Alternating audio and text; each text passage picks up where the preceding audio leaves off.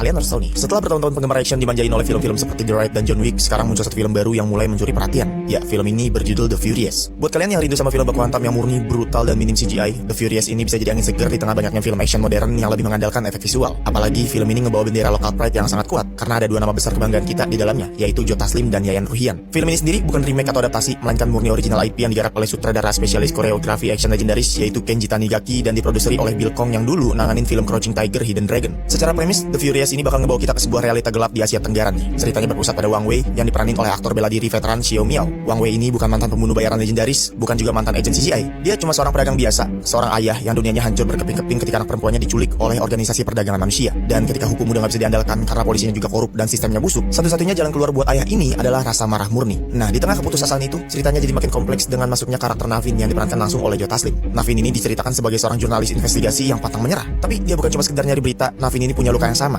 Istrinya hilang secara misterius, kemungkinan besar diculik sama organisasi yang sama. Akhirnya, terjadilah kerjasama mematikan antara ayah yang putus asa dan jurnalis yang menuntut balas dendam. Menariknya, porsi Joe Taslim di sini bukan sekedar cameo lewat atau musuh yang numpang digebugin. Dia benar-benar jadi karakter utama kedua yang punya bobot cerita yang sangat emosional nih. Kalau kita bedah dari sisi lore-nya, film ini gak cuma jualan adegan pukul-pukulan. Trailer ini ngasih indikasi kuat soal world building ekosistem kriminal yang sulit disentuh hukum. Kita ngomongin soal organisasi perdagangan manusia skala besar di mana aparat aja udah dibeli nih. Ini bikin stakes atau taruhan di filmnya jadi mengerikan banget. Musuh yang dihadapi Wang Wei dan Navin bukan cuma penculik kelas terik, tapi sistem yang udah rusak total. Dari sisi aksi, The Furious kelihatan bakal lebih nonjolin koreografi pertarungan daripada ledakan atau efek visual berlebihan. Koreografinya kelihatan mentah, pertarungan jarak dekat, dan kalau kalian perhatiin, banyak banget penggunaan senjata seadanya. Menariknya lagi, trailer juga ngasih sedikit gambaran soal karakter yang diperanin Yayan Ruhian. Meskipun perannya masih belum diungkap sepenuhnya, beberapa cuplikan nunjukin bahwa dia tampaknya berada di kubu yang berseberangan dengan Wang Wei dan juga Navin. Artinya besar kemungkinan kita bakal ngeliat lagi nih Yayan Ruhian berhadapan langsung dengan Joe Taslim dalam salah satu pertarungan terbesar di film ini. Dan kalau ngomongin rekam jejak Yayan Ruhian di film action, rasanya nggak perlu diraguin lagi nih. Dari The Raid sampai berbagai proyek internasional, dia selalu identik dengan karakter berbahaya dan adegan pertarungan yang mampu mencuri perhatian. Karena itulah kemungkinan pertarungan mereka menjadi salah satu hal yang paling menarik untuk ditunggu dari The Furious. Film ini sendiri dijadwalin tayang di bioskop Indonesia pada tanggal 17 Juni 2026. Jadi buat kalian yang kangen ngeliat Joe Taslim dan Yayan Ruhian kembali berada dalam satu film action brutal, film yang satu ini jelas layak masuk radar kalian.